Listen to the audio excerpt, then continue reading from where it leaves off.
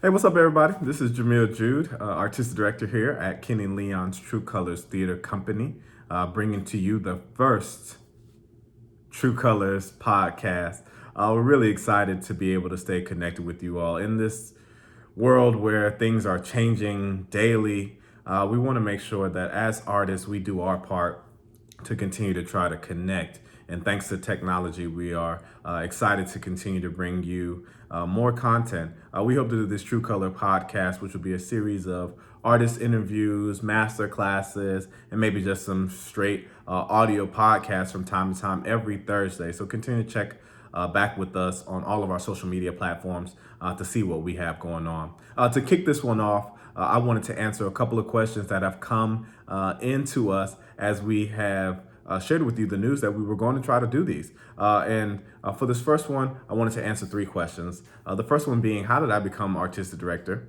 The second one is, how does True Colors go about choosing their season? And the third one is, what are things that we do to try to set True Colors apart from other theaters?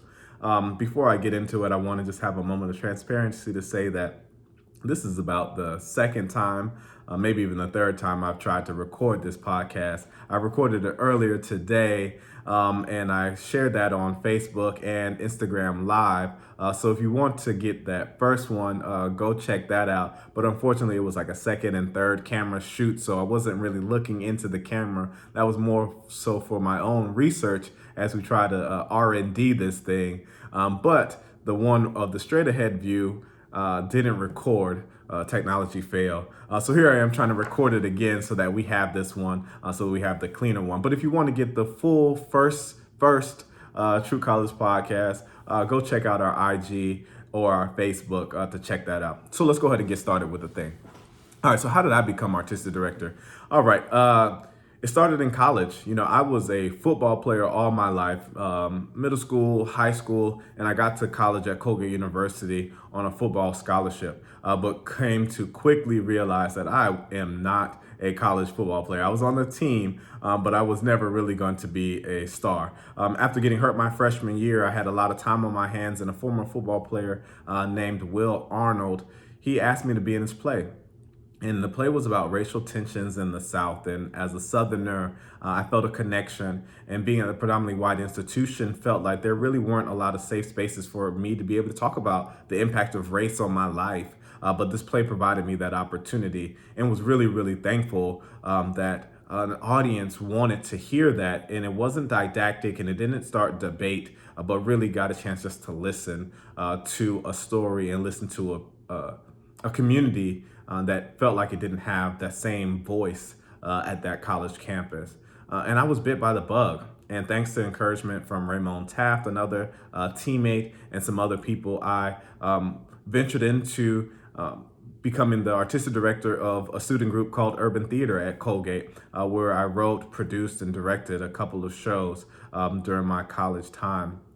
You know, I went to college to be an orthopedic surgeon. I did not expect to become a theater maker, but I really had that itch and was compelled. So I tried to dip my toe in the water, and I applied for a summer fellowship at Arena Stage, one of the flagship theaters in the American theater and the regional theater movement, and was flat out turned down. Daniel Prixarnicle, who would eventually become my boss, said that the summer position was not going to be available for me, but if I wanted it, I could move to DC, make about $250 a week, no health insurance, and be a season-long casting and producing fellow.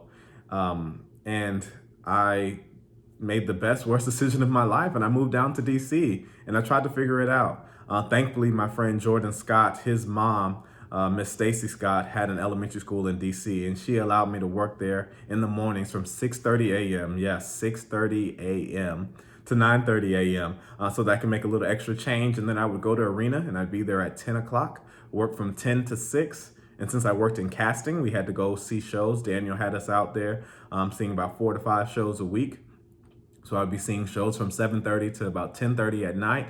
And Daniel also taught me that this industry is about networking. So from 10:30 on, I'd be meeting producers and actors and directors, and kind of until I went to work again at 6:30 a.m. What I learned during those first 2 years at Arena was really about saying yes to learn, taking those meetings, meeting those people, working odd jobs, working in the box office, selling subscriptions. I learned so much about the theater, not just in the 10 to 6 hours, but really in all of the other odd jobs and meetings that I had. I learned what I could be or what the American theater was and started to find my place inside of the community. 2 years at Arena led me to an opportunity with the National New Play Network, a consortium of theaters dedicated to new play development. They were rolling out what they now call the Producer in Residence program, and I became the inaugural producer in residence, moving to Minneapolis to work at Mixed Blood Theater under the direction of Jack Ruler. What I learned at Mixed Blood were two things. One was producing at scale. Arena was a huge theater with $20+ million, but Mixed Blood was about $1.5 million, so much smaller budget. But Mixed Blood also really focused on telling stories of all communities. Mixed Blood was founded under an egalitarian society principle, really inspired by the words of Martin Luther King. And Mixed Blood really wanted to make sure that historically marginalized communities saw their stories, that they were part of the audience and saw their stories represented in real authentic ways on stage. So that was getting people who represented those communities on stage, professional actors, and telling the stories of our community, a disability community, our LGBTQ plus community, communities of color, and all those intersections. I loved that work that we were able to, that I learned at Mixed Blood, and was really thankful for my 3 years there. And I learned so much about to be a producer and to do culturally specific work. I freelanced around the nation, but most specifically in the Twin Cities for a couple of years before I landed a theater communications group, informally known as TCG fellowship, that had me as a resident at Park Square Theater in St. Paul, still in the Twin Cities in Minnesota, for about 18 months, where I learned under the artistic director, Richard Cook. At that time in my life, I thought that I was going to be inheriting a historically white institution and was going to have to try to find a way to make it more welcoming for communities of color and people of color. So I spent 18 months trying to establish new practices and norms at Park Square, and really as a way to help me better understand what I thought my future would be. Also, while I was in the Twin Cities, and the thing that I'm most proud about in my time there was with my artistic partner, Josh Wilder, we co-founded what we called the New Griots Festival. And it was a real selfish pursuit at first. Josh and I were isolated theater artists. We were two young Black theater makers, and we didn't really see a lot of people that looked like us. And we felt that if we were feeling that level of isolation in the theater, that other Black artists in the Twin Cities must be feeling it in the film world, in the visual arts world, in the aerial arts, ceramicists. They must be feeling it too. So we wrote a couple of grants, and we received funding to kind of gather us.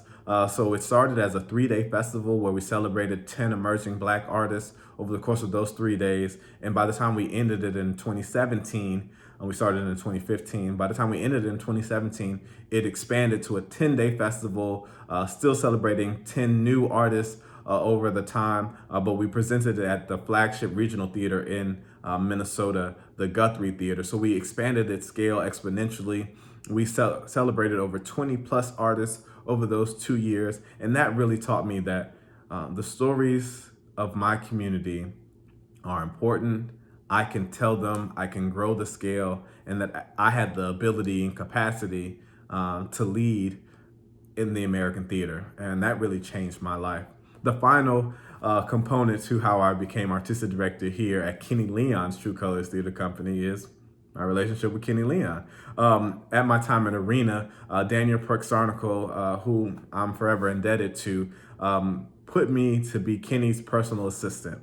Kenny was in town casting for Stick Fly, and Kenny needed someone to help him get things. So that was my task. And I remember on a break, Kenny went on a walk, and I went with him, and he had his hoodie on. And if you know, Kenny can be a little gruff sometimes. He had his hoodie on, and he had his sneakers, and we were just walking. I really wasn't getting much from him, but I shared with him a little bit about myself, and I said, hey, Kenny, I'm from Tallahassee, Florida, and his face changed.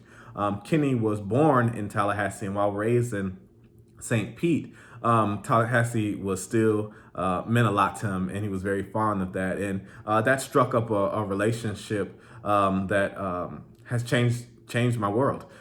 Kenny was the first black man I saw really working at a huge level and high level. I had been introduced to the works of August Wilson in high school and a little bit in college. Piano Lesson is still my favorite play, and I found that in high school. But I had not yet really seen black men working at that level. And here Kenny was working on Broadway and had come off time working at the Alliance and had already started True Colors at that time.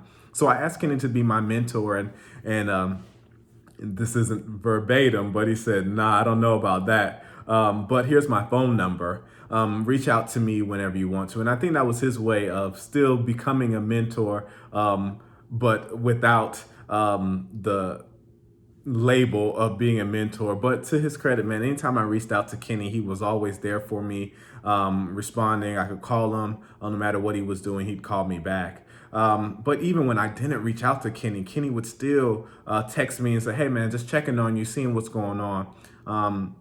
And that meant the world to me. That someone like him cared enough about me and my career trajectory to check in on me. So fast forward to 2016, my wife Lauren and I, we are really coming to the end of our time in Minneapolis. I felt like I had hit a ceiling, and I was really looking to go back south. Lauren's from Houston, I'm from Tallahassee, and we were just trying to find new opportunities. Kenny and I were connecting, and he shared with me that he was really thinking about the Atlanta theater community and what he wanted for True Colors, and felt that I could help grow and bring True Colors forward in his mind. At that time, there was no doubt that I was going down there to be the associate artistic director and be his number two. There was no idea that I would ever become artistic director, but I still jumped at the chance to have a chance to come to Atlanta, work in the South, work with Kenny in a more concentrated way. So in 2017 was my first day. September 2017 was my first day at True Colors, and I still remember being introduced on stage and seeing the sea of 300 plus black people ready to hear a play, and I knew that there was no turning back, that I found my home, and all the work that I had done in my career led up to that moment. About 10 months into my time in my first year, Kenny shared with me that he thought I had what it would take to be artistic director of True Colors, and asked me if I'd be interested. And at that moment, I was excited and nervous, but felt ready. I felt ready for the role. So we announced that the transition would take place. We announced that in 2018, and for a year, we worked, and I learned more specifically from Kenny what it would take to be artistic director of this amazing theater company. And it became official on August 1st, 2019. And that is how I am here in this camera before you as your artistic director. And it's not something that I take lightly, and it's something that I'm really, really thankful that you all trust me enough to lead this organization that you have come to love and support over the last 17 years. So that's that story. That's how I got here. That's how I am artistic director. Now, the second question that I wanted to answer today was, how does True Colors pick seasons? Great question. So what we do is I really try to rely on our vision, and our vision is to thrive at the intersection of artistic excellence and civic engagement. Now, that artistic excellence part is pretty self-explanatory, but that is what you all have come to expect from True Colors over the last 17 years, is that we are going to put talented actors, great storytellers, and playwrights, and pair them with amazing directors and designers to give you the best theater experience possible. But I believe that in the 21st century, theater has to be deeply rooted to community, that there's no value in art for art's sake, that if theater isn't directly addressing something that is burning in the hearts of the community, that people aren't really going to go see it. So we are trying to really thrive at that intersection of artistic excellence and civic engagement. And we curate our seasons in an attempt to do just that. My first season as lead curator, I wanted to dedicate to Black women storytellers, because only 4% of plays in the American theater are written by women of color, and even fewer are directed by women of color. And in a city like Atlanta, it was inexplicable for those numbers to be represented in our community. So with that theme, I had already been thinking about some plays. I really love Dominique Morisseau, and True Colors had produced two of her Detroit Cycle plays. So we wanted to be the first theater company in the nation, and we were successful in that in presenting her entire trilogy. Jocelyn Bio's Schoolgirls, or the African Mean Girls play, is an amazing story with a cast of all Black women, directed by Tanasha Kajese Bolden. I hope you guys had a chance to see that one and enjoy it. And our final show, Marie and Rosetta, again, is another play with a cast of all Black women, and that's the one where we're going to put an entire creative and design team. Everyone who touches that show will be a Black woman. And so I was really inspired by an opportunity to tell Black women's stories. You know, griot is the West African word for storyteller. And much like Shiro, we put she griots together so that people knew that at True Colors, we were going to celebrate Black women storytellers, and that the majority of our plays were going to be written by Black women, and the majority of our plays were going to be directed by Black women. So that's how we go about kind of picking seasons. You know, I'm always thankful for my national colleagues who think about True Colors when they read a play or when they go see a show. So they'll text me, they'll call me, they'll email me. Playwrights are constantly sending me things to look at and read. So I'm always thinking about what's out there. What can we say with our theater company to the city of Atlanta, to the nation? What Black stories are important for us to hear? So that's really the process on how we go about selecting it. And because I love you guys, and because you all have been so loyal to us, I'm gonna give you a little sneak peek. We're gonna be announcing our season soon, and the next season's theme is joy and pain. We're gonna be exploring those seemingly opposite feelings, but with the idea that, you know, that's what theater is, right? You have the laughing mask and you have the crying mask. So you've always understood theater as joy and pain. But I also believe that as Black people in the 21st century, in the history of Black stories, are that we've always juggled those two things at once, where we can take moments of extreme ridicule and dislike and disgust and poor treatment, and we can celebrate that. Or moments of death, and like in New Orleans where they have second line parades. We know how to make things out of bad times. But on the other side of that, you know, we can have moments like a Tatiana Jefferson playing video games in her home that are immediately interrupted, or Sandra Bland driving home, and Trayvon Martin, and can have real critical and disastrous effects for us. So, you know, come back and check out our next season, Joy and Pain. We look forward, whenever we're able to gather again, we look forward to bringing you that new season.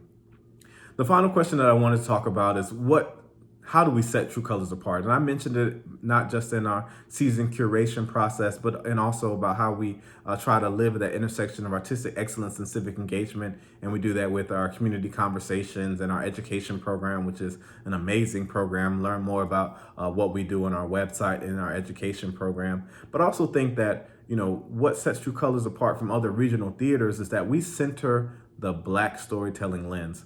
Our mission is to celebrate the rich tradition of Black storytelling while giving voice to bold artists of all cultures. And what we mean by that is that in most regional theaters, they center a white narrative and try to use that to communicate in universal, or they'll diversify from the fringes, but most of the stories they tell are from a narrow point of view. Well, we're saying we're gonna be very specific, and with that specificity of the Black storytelling lens, we're gonna open up the world. We're saying that all stories are universal, but Black stories can be universal as well. And that with the specificity of that, that's how we're going to give voice to other communities and cultures. That's not to say that you're not going to see other stories and other communities on stage at True Colors, but what it is saying is that we are going to center that specific narrative, and we're not going to apologize for it. We're not going to change that up. But that's where, if you want to hear Black stories told well in an artistically excellent way and speaking directly to a community, that's where you come. You come to us at True Colors. And we hope that as we move forward with some new initiatives, where we're going to be championing more new plays and developing and commissioning new plays, that the work that we do, you've already enjoyed it, but you'll continue to see the importance of our story and why we are unique in the nation. And why it is the best job. I'm so thankful to have this job, and I'm thankful that you guys support me and the work of the company in that. So those are the three questions that I wanted to answer in this first episode of True Colors Podcast. I hope it was enjoyable. Again, this is the redo. So if you had the opportunity and you still are interested, go and see the Facebook Live and the IG Live commentary to get a little bit of the story. This was the more condensed version, but I wanted to make sure that I had an opportunity to direct you. And please leave us comments. Let us know what you think about this, and let us know what you want to hear. Again, we want to give you content every Thursday. So help us out. Help us give you what you want. Thanks again. True Colors Podcast, Episode 1. This is Jamil Jude, your artistic director, signing off. Thanks.